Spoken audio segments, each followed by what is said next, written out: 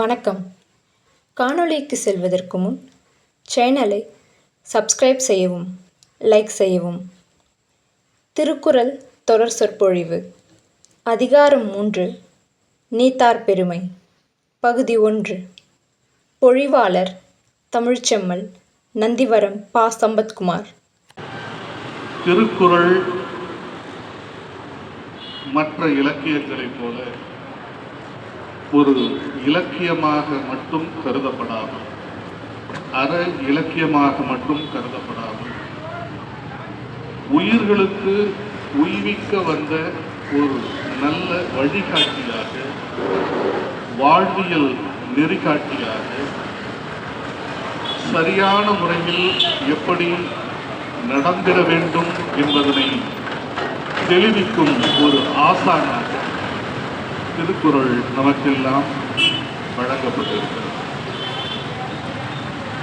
அறநூல் என்று சொல்லுகிற போது அறத்தை வலியுறுத்துகிற தனது பணியை மட்டும் செய்துவிட்டால் போதும் என்கின்ற நிலையை கடந்து, பொதுவாக ஒரு சொல்லை சொல்லிவிட்டால் அந்த சொல்லுக்குள் இருக்கிற பொருள் என்பது விரித்துரைக்கப்படும் போதுதான் முழுமையாக உணரப்படுகிறது. பொதுவாகவே உரைநடை பகுதியில் எளிமையாக விளங்கிக் கொள்ளுகிற சொற்றொடர்கள் எல்லாம் கவிதை படையில் வருகிற போது, கவிதை நடையில் படைப்பில் வருகிற போது அவையெல்லாம் அழுத்தமான, ஆழமான, செறிவூட்டப்பட்ட சொற்களை கொண்டு வரிசையாக கோர்க்கப்பட்டிருக்கிறது. அதிலும் குறிப்பாக திருக்குறள் என்பது 1.25 அடியில் 7 சீர்களில் 7 சொற்களை மட்டுமே கொண்டு அமைக்கப்பட்டிருக்கிற ஒரு வரைமுறை குறள் வெண்பா. இந்த 7 சொற்கள் இணைந்து வழங்குகிற பொருளும் சரி, அந்த ஒவ்வொரு சொல்லும் வழங்குகிற பொருளும் சரி, சரியாக உணரப்படுமேயானால் அதனுடைய முழுமையான கருத்தும் கருப்பொருளும் நமக்கு விளங்கும். இன்னமும் கூடுதலாக சொல்லப்பட வேண்டும் என்று சொன்னால், இன்றைய நிகழ்வு 3ஆவதாக நடைபெற்றுக் கொண்டிருக்கிற நிகழ்வு. முதல் 2 திங்களில் நாம் கடந்து கலந்துரையாடியது கடவுள் வாழ்த்து என்ற ஒரு அதிகாரத்தையும், அதனைத் தொடர்ந்து வான் சிறப்பு என்ற அதிகாரத்தையும் கண்டோம். இந்த 2ம் கடந்துவிட்ட பின்பு அடுத்ததாக இருக்கிற நீத்தார் பெருமை என்கின்ற அதிகாரத்தை, அதனுள் வரையறுக்கப்பட்டிருக்கிற குறட்பாக்களை எல்லாம் இன்றைக்கு நாம் ஆய்ந்து உணர முற்படுகிறோம். அவ்வகையில் பார்க்கிற போது, ஏன் திருக்குறளில் நீத்தார் பெருமை 3வது அதிகாரமாக இடப்பட்டிருக்கிறது என்கின்ற ஒரு சிந்தனை நமக்கு வர வேண்டும். பொதுவாகவே வரிசைப்படுத்துகிற போது அந்த முறைமை என்ற ஒன்று கண்டிப்பாக எல்லா நிகழ்வுகளிலும் பின்பற்றப்படுகிறது. அப்படி வருகிற போது கடவுள் வாழ்த்து பாடிய வள்ளுவனார் அடுத்து வான் சிறப்பை சொன்னார். முதலில் கடவுள் வாழ்த்து என்பதிலே நாம் ஒரு தெளிவை தர வேண்டும் என்பதற்காகத்தான் கடவுள் என்பவர் யார், அவர் எங்கிருக்கிறார், என்ன செயல்பாடுகளை எல்லாம் செய்திருக்கிறார், அவர் எப்படிப்பட்டவர், எத்தன்மைகளை கொண்டவர், எந்த தன்மைகள் கொண்டிருப்பவர்களெல்லாம் இறைக்கு இணையானவர்கள் என்பதனை எல்லாம் தெளிவுபடுத்தி, அந்த தெளிவுபடுத்தியதன் செறிவாக ஒன்றை கண்டெடுத்தார்கள். அதுதான் இறைவன் என்பது இயற்கை வடிவிலானவன் என்பதனையும், நம்மையும் மீறிய சக்தியாக இருக்கிற அந்த இயற்கை பல்வேறு விதங்களிலே இந்த சமூகத்திற்கு சரியாக கையாளப்படுமேயானால் அது உகந்ததாக அமைகிறது என்பதையும் தெளிவாக அந்த அதிகாரத்திலே சொன்னார். அதற்கு அடுத்ததாக அந்த இயற்கை எத்தகைய வடிவங்களாக செயலாற்றிக் கொண்டிருக்கிறது என்பதாக அதன் சிறப்புகளை எல்லாம் சொல்லி, அதில் முதன்மையானது என்று வள்ளுவனார் கருதியதுதான் மழை. இன்றைக்கு எப்பொழுது நம்மை நோக்கி அது வரும் என்று காத்து கொண்டிருக்கிற இந்த வேளையில் கண்மூடி கொண்டிருக்கிற வானத்தை பார்க்கிற போது வான் எப்பொழுது சிறக்கும் என்பதாக நம்முடைய எண்ண அலைகளை அதனை நோக்கி வீசிக்கொண்டிருக்கிறோம். கடந்த திங்களில் அது குறித்து பேசிய போது நிச்சயமாக அடுத்த திங்களுக்குள் மழை பெய்துவிடும் என்ற நம்பிக்கை வானிலை அறிக்கையின் வாயிலாக இருந்தாலும் கூட அது வடமேற்கு திசையில்தான் உதயமாகிக் கொண்டிருக்கிறது என்பதாக மாறிப்போய்கிறது. இதற்கு காரணம் என்னவென்று சொன்னால், இயற்கையை முறையாக பயன்படுத்தாத பின்பற்றாத சூழ்நிலைகள் சமூகத்தில் மிகுதியாகிவிட்டதனால்தான் ஏற்படுகிறது என்ற விளைவுகளை நாம் உணர்ந்து பங்களிப்பை நாம் வழங்காமல் இருப்பதுதான் முக்கிய காரணம். அவ்வகையில் அதனுடைய சிறப்புகள், அதனுடைய விளைவுகள் இவற்றையெல்லாம் 2வது அதிகாரத்தில் சொன்ன வள்ளுவனார் 3வதாக வைத்திருக்கிற பொருண்மைதான் நீத்தார் பெருமை. நீத்தார் பெருமை என்று சொல்லுகிற போது அனைவருக்கும் பொதுவாக உருவாகிற ஒரு முழுமையான கருத்து என்னவாக இருக்கும் என்று கருதினால், நம்மோடு வாழ்ந்து நம்மோடு உறவாடி நம்முடைய முயற்சிகளில் உழைப்பினில் ஒன்றர கலந்து இன்றைக்கு நம்மோடு இல்லாமல் இந்த உலகை விட்டு விடுபட்டு போயிருக்கிற நம்முடைய முதியோர்களை பற்றித்தான் பொதுவாக இந்த சொல்லாடல் பொருத்தமாக இருக்கும் என்று நினைத்து கொண்டிருக்கிறோம். நீத்தார் என்பது நம்மிடமிருந்து நீத்தவர்கள், விடுபட்டு சென்றவர்கள் என்பதாக ஒரு பொது பொருண்மை விளங்குகிறது. அப்படியானால் இவர்கள் குறித்துத்தான் நம்முடைய வள்ளுவனார் இதனை சொல்லியிருக்கிறாரா என்கின்ற ஒரு சிந்தனை நமக்குள் வருகிறது. நம்முடைய தமிழ் மொழியில் இருக்கிற ஒரு சொல் பல்வேறு விதமான கருத்துக்களையும் பொருளையும் வழங்கக்கூடிய சிறப்பு பெற்றது. ஆக இந்த சிறப்புமிக்க தமிழில் நீத்தார் என்ற சொல்லுக்குரிய பொருள் நம்மை விட்டு நீங்கிய நம்முடைய மூதாதையர்கள் என்ற பொருளில் அமைந்தாலும் கூட அது முழுமையாக இந்த சொல்லுக்கு பொருந்தி வருகிறதா என்று சொன்னால் இல்லை என்று சொல்லிவிட முடியாது. காரணம், அவர்களும் மற்றவர்களுக்காக நல்லதை நமக்காக விட்டு சென்று இருக்கிறார்கள். நம்முடைய குடும்பத்தவர்கள் என்றாலும் கூட நம்முடைய குடும்பத்தின் நலனை முக்கியமென கருதி அவர்களின் உயர்வுக்காகவும் ஒற்றுமைக்காகவும் வளர்ச்சிக்காகவும் அவர்களும் பங்களித்திருக்கிறார்கள். அதிலே எவ்விதமான குறைபாடும் இல்லை. அப்படியானால் இவர்களை பற்றித்தானே இருக்க வேண்டும் என்று நினைக்கிற போது வள்ளுவனார் அதிலிருந்து சற்று விலகி இன்னமும் பரந்துபட்ட நோக்கில் அதனை பார்க்கிறார். ஆக ஒரு குடும்பத்திற்குள் இருந்து குடும்பத்து உறுப்பினர்களுக்கு நல்லனவற்றையெல்லாம் செய்தவர்கள் எப்படி நீத்தார் என்று நாம் கருதுகிறோமோ, வள்ளுவனார் கருதுகிற அந்த நீத்தார் என்பது குடும்பம் என்கின்ற ஒரு சிறு வட்டத்திற்குள் இல்லாமல் உலகம் முழுக்க இருக்கக்கூடிய அத்துணை உயிர்களுக்கும் வாழ்வியலை, உயர்வினை, வளர்ச்சியினை, மறைபொருளாய் இருக்கக்கூடிய காட்சிகளை, அறக்கருத்துக்களை எடுத்தியம்பக்கூடிய சான்றோர்கள், எடுத்தியம்பக்கூடிய பற்றறுத்து இந்த உலகில் விட்டு உலகில் இயங்கிக் கொண்டிருக்கிற நம்மையெல்லாம் இயங்கிக் கொண்டிருக்கிற இயக்கிக் கொண்டிருக்கிற பொருண்மைகளிலிருந்து விலகி இவையெல்லாம் புறப்பற்று என்பதாக கருதி அதிலிருந்து விலகி பொதுமையான தன்மைகளுக்கெல்லாம் என்னவற்றையெல்லாம் வழங்குகிறார்களோ, பொதுவானதாக எதனை செய்கிறார்களோ அவர்களெல்லாம் நம்முடைய வழிகாட்டிகளாக அமைந்து விடுகிறார்கள் என்பதாக சான்றோர்கள் அறநிலையில் ஒழுக்கத்தில் இயங்கிக் கொண்டிருக்கிற இயங்கிய சான்றோர்களை எல்லாம் நீத்தார் என்கின்ற ஒரு அதிகாரத்திற்குள் பொருண்மைக்குள் அவர் கொண்டு வந்திருக்கிறார். ஆக நீத்தார் என்ற சொல்லுக்கு உரியவர்கள் ஒழுக்கத்தை எந்த நேரத்திலும் எந்த சூழ்நிலையிலும் கொஞ்சமும் வலுவாக கடைபிடிக்கக்கூடியவர்கள் என்பதுதான் அடிப்படையான பொருண்மை கருத்தாக அமைகிறது. அப்போ ஒழுக்கம்னா என்ன, நான் ஒழுங்கா இல்லையா அப்படின்னு எல்லாருமே கேட்கலாம். என்னை பொறுத்தவரை எல்லோருமே ஒழுக்கமுடையவர்கள் தான், அறசிந்தனை உடையவர்கள் தான்.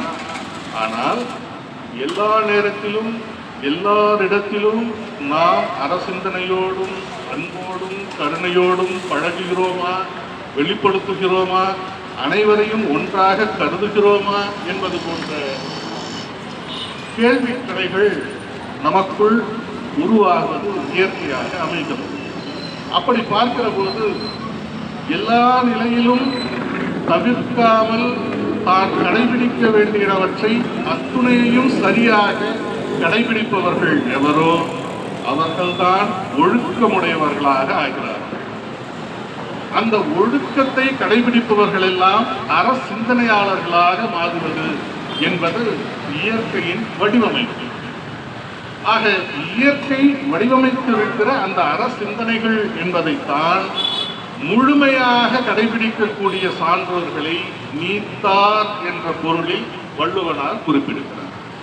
அப்படி ஒழுக்கத்தின் கண்பால் நின்று இயங்கிய அத்துணை பெரியவர்களையும் அவர்களின் பெருமைகள் என்னென்ன, அந்த பெருமைகள் எத்தகைய வகையில் கிட்டியது, அந்த கிட்டிய பெருமைகள் எதனால் அவர்கள் உயர்வு பெற்றார்கள், உயர்வு பெறுவதற்கான காரணிகள் என்னென்ன, எப்படி நடந்து கொண்டால் உயர்வு கிட்டும், அந்த உயர்வினை அடைவதற்கான வழிமுறைகள் என்னென்ன, இவைகளையெல்லாம் தொகுத்து வேண்டிய அத்துணை பேருக்கும் இந்த சமூகத்திற்கு வழங்கிய பெருமையை பெற்ற சான்றோர்கள் மட்டுமே நீத்தார் என்பதாகவும், அவர்கள் புகழின் உச்சிக்கு இருக்கிறவர்கள், மற்றவர்களின் உயர்வை நோக்குடையமாக கொண்டவர்கள் என்பதற்காகத்தான் அவர்களின் பெருமைகளை பறைசாற்றி வள்ளுவம் தனியாக ஒரு அதிகாரத்தை அவருக்கு அளித்து நீத்தார் பெருமை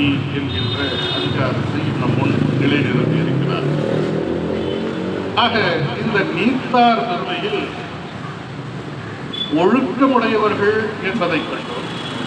அதில் அறம் பின்பற்றுபவர்கள், அறநெறியை பின்பற்றுபவர்கள், அறச்செயல்களை பின்பற்றுபவர்கள் என்பதாக வள்ளுவனார் சொல்கிறார்.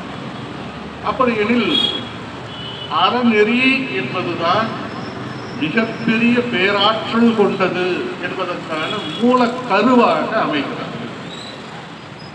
அற ஆற்றல் அறநெறி என்பதனை இன்றைக்கு வாழ்வியலில் பார்க்கிற போது இது வாழ்வியல் நூல் என்பதனால் வாழ்வியலுக்கான பிரிவுகளாக அந்த அறநெறியை பிரிக்கிற போது இரண்டு பெரும் பிரிவுகளாக அது வகைப்படுத்தப்படுகிறது.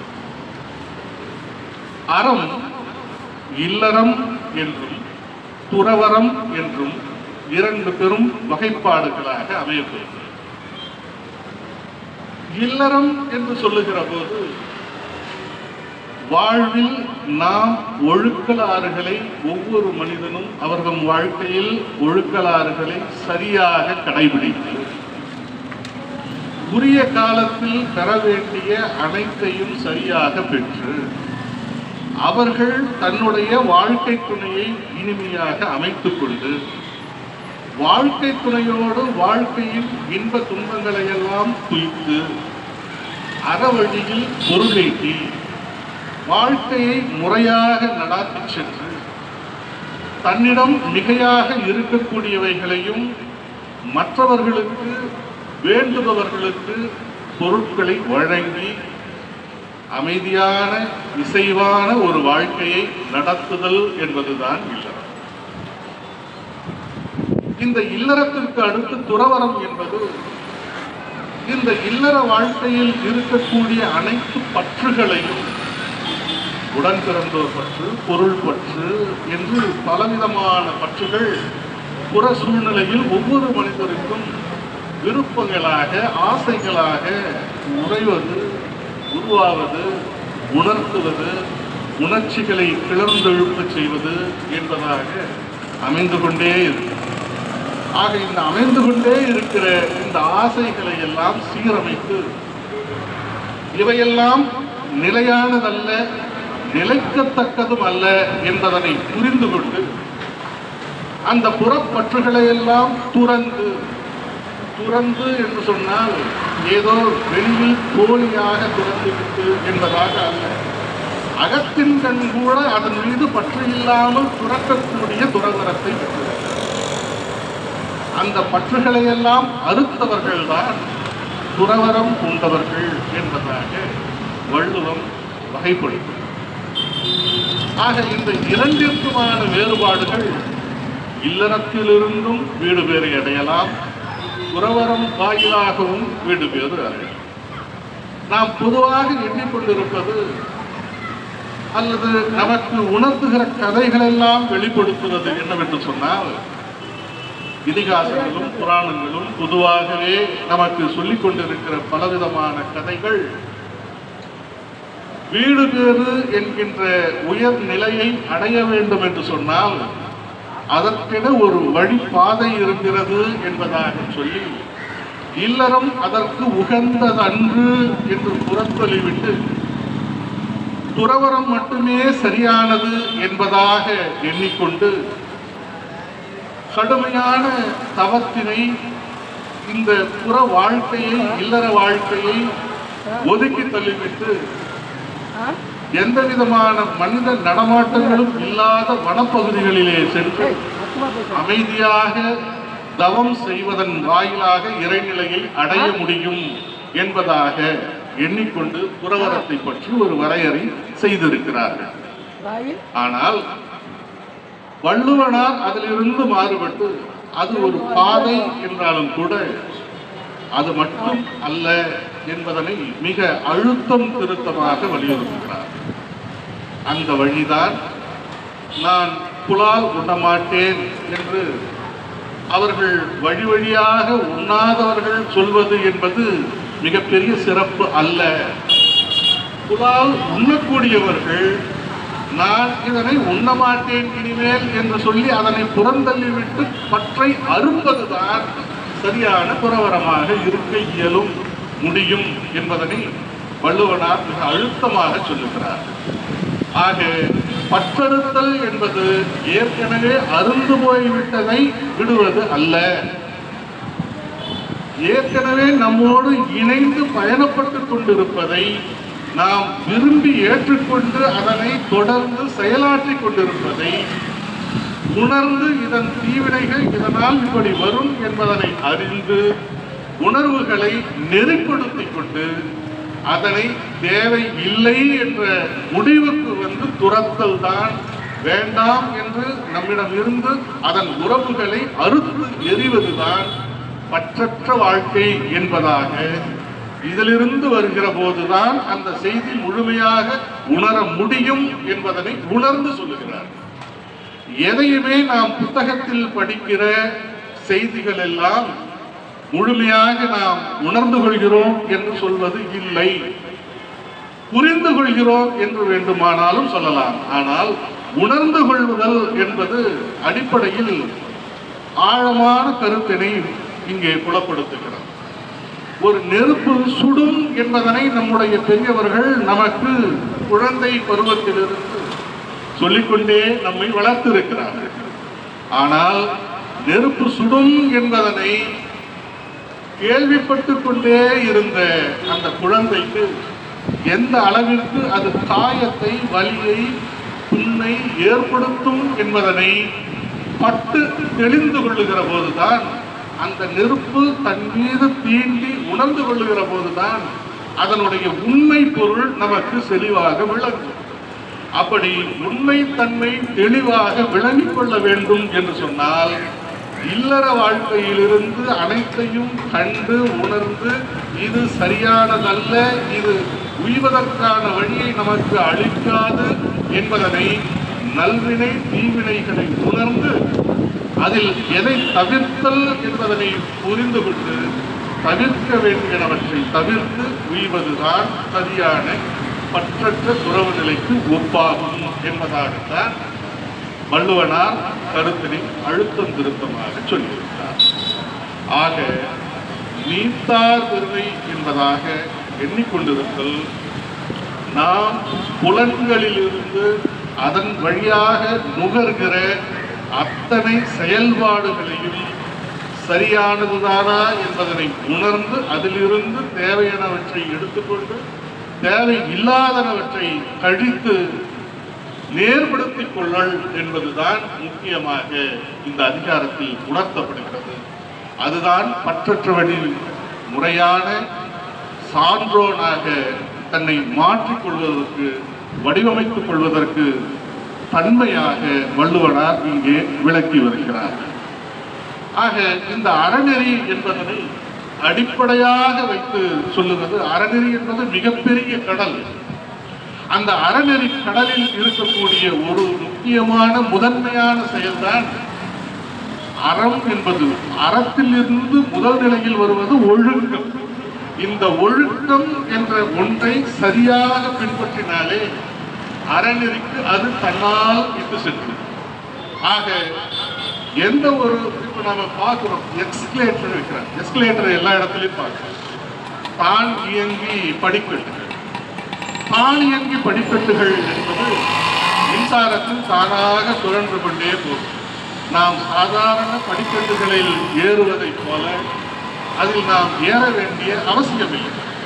முதல் படிக்கட்டில் காலை எடுத்து வைத்துவிட்டால் அதுவே நம்மை இழுத்து கொண்டு போய் தூக்கி கொண்டு போய் எந்த எல்லையில் இலக்கில் நிறுத்தப்பட வேண்டுமோ அந்த இலக்கிற்கு இட்டு சென்று நம்மை விட்டுவிடும். அதுபோல அறநெறியை பின்பற்ற வேண்டும் என்று எண்ணுகிறவர்கள் யாராக இருந்தாலும் முதல் படிக்கட்டான ஒழுக்கத்தை கடைபிடித்தால் போதும். அந்த ஒழுக்கம் என்ற முதல் படிக்கட்டில் நீங்கள் காலடி எடுத்து வைத்துவிட்டால் உங்களை வீடு பேருக்கு கொண்டு செல்ல வேண்டிய அத்தனை வகைகளையும் அதுவே கொண்டு போய் சென்று சேர்த்துவிடும் என்பதாகத்தான் வள்ளுவனார் தெரிவித்திருக்கிறார். பரிமேலழகர் இதற்கு உரை எழுதுகிற போது இதனுடைய நீட்சியை மிக அழகாக சொல்லியிருக்கிறார். ஒழுக்கம் என்பதிலிருந்து என்னென்ன மாற்றங்கள் நம்மிடம் நிகழ்கின்றன என்பதனை அழுத்தமாக வலியுறுத்துகிறார். என்ன என்று சொன்னால், எப்படி ஒரு ஒளி ஏற்றப்படுகிற போது அதனை சூழ்ந்திருக்கிற இருள் விலகி போகிறதோ அப்படி நம்முடைய மனதிற்குள் ஒழுக்கத்தை இருத்திக் கொண்டால் நம்மிடம் உள்ளே இருக்கக்கூடிய அறியாமை என்ற இருள் தானாக விலகி போய்விடுகிறது. தானாக விலகி போயிடும், தன்னாலேயே போயிடும். எப்படி ஒரு ஒளி ஏற்றிட்ட பின்னாடி இருளை நாம் விரட்ட வேண்டும் என்ற அவசியமே இல்லை. ஒளி கூட கூட இருள் தானாக விலகி போயிடும். அப்படித்தான் ஒழுக்கத்தை சரியாக நாம் கடைபிடிக்க ஒழுக்கத்தின் ஒளி மனதிற்குள் இருக்கக்கூடிய அறியாமை என்ற இருளை விலக்கி நமக்கு புலப்படுத்தும் கருவியாக ஒழுக்கம். அப்பொழுது அறியாமை விலகி போய்விட்டால் நமக்கு சிந்தனை திறன், எண்ணங்கள் சீர்படுத்தப்படுகின்றன. ஆக கண்ணும் என்கின்றதும் மறைபொருளாய் இருக்கக்கூடிய கருத்துக்களும் நமக்கு விளங்கிக் கொள்ளக்கூடிய ஒரு தெளிவு கிடைக்கிறது. அந்த தெளிவு கிடைக்குமே ஆனால் அந்த தெளிவு ஒவ்வொரு முறையும் சரியான வினைகளை கொடுக்கக்கூடிய வழிகாட்டியாக அமைகிறது. அப்படி வழிகாட்டியாக அமைகிற போது மனதில் அமைதி நிலை கொள்கிறது. அமைதி நிலை கொண்ட இடத்தில்தான் யோகம் கை கொடுக்கிறது. எப்பொழுது ஒருவர் யோக நிலைக்கு வந்துவிட்டார் என்று சொன்னால் அவர் நிச்சயமாக அன்பும் கருணையும் மிக்கவராக, மற்ற உயிர்களையும் தன் உயிர் போல் நினைப்பவராக, கருதுபவராக, தனக்குள் இருக்கிற அனைத்தும் மற்றவர்களிடத்திலும் இருப்பதும் ஒன்றுதான் என்பதை உணர்ந்து கொள்ளக்கூடிய வகையில் தெளிவு கிடைக்கக்கூடியதை வழங்குகிறது. அந்த தெளிவு நமக்கு கிடைத்துவிட்டால் நிச்சயமாக இன்பம் என்ற ஒன்று எங்கிருக்கிறது என்பதை நாம் அறிந்து கொள்வதற்கு முன்பாகவே அது நம்மிடம் வந்து சேர்கிறது. அப்படி நம்மிடம் வந்து அந்த இன்பம் வந்துவிட்டால் அதனை எப்படி குவிக்கிறோம் என்பதை பொறுத்து மாறுபாடு. அந்த மாறுபாடு துய்ப்பதனால் வருகிற போது அந்த துய்த்தல் என்பதிலும் அளவுகள் இருக்கிறது. எப்படி திருமூலர் சொன்னாரோ, அருமின்கள் அருமின்கள் ஈசனோடாயினும் அருமின்கள் அருமின்கள். எந்த உறவாக இருந்தாலும் அதனை அளவோடு வைத்துக் கொள்வதும் தேவையற்றதை அறுத்து விடுவதும் தான் சரியான முறையில் நம்முடைய அணுகுமுறையாக இருத்தல் வேண்டும். அப்படி இருக்கிற போது அந்த இன்பம் என்பதை எந்த அளவிற்கு துய்த்தல் என்பதை பொறுத்து அவரவர்களின் தன்மை மாறுபாடுகள் அடைகிறது. அந்த தன்மைகள் மாறுபாடு அடைகிற போது அதற்கு ஏற்ப விளைவுகள் நமக்கு கிடைக்கிறது. எப்படி இன்பம் கிடைக்கிறது என்பதற்காக இனிப்பினை அளவிற்கு அதிகமாக நாம் உட்கொள்ள முடியாது. ஒரு நிலைக்கு மேல் அது திகட்டி போய்விடும். அப்படி திகட்டி போய்விட்ட பின்பு அது பிடிக்கவில்லை என்று சொல்வது அது பற்றறுத்தல் ஆகாது. அதே போன்று அது கிடைக்கவில்லை என்றாலும் அது கிடைக்கவில்லை என்று சீச்சி இந்த பழம் புளிக்கும் என்று விடுபட்டதனால் அது பற்றற்றதாகவும் ஆகிவிடாது. அது என்ன என்பதனை ஆழமாக நுட்பமாக உணர்ந்து கொண்டு வேண்டிய அளவில் அதனை உட்கொண்டு இதற்கு மேல் இது தேவையற்றது என்று புறந்தள்ளக்கூடிய பண்பு ஒவ்வொருவருக்குள்ளும் அந்த தன்மை வந்துவிடுவேயானால் அதுதான் சரியான புறவரமாக பற்றற்ற நிலையினை ஒரு மனிதன் அடைய முடியும் என்று வள்ளுவனார் தெரிவித்தார். ஆக ஒரு நீத்தார் என்பதற்கும் ஒழுக்கம் என்பதற்குமான பொருளையே இவ்வளவு அளவுக்கு விரித்து பேச இயலும், புரிந்து கொள்ள வேண்டும் என்று சொன்னால் ஒவ்வொரு சொல்லின் பொருளும் எந்த அளவிற்கு ஆழம் மிக்கது என்பதனை உணர்ந்து கொள்ள வேண்டும். அதே போல எந்த சொல்லை எப்படி சரியாக வழங்க வேண்டும், வரிசைப்படுத்தி வழங்க வேண்டும் என்பதில்தான் ஒருவரின் தனித்திறமை சரி.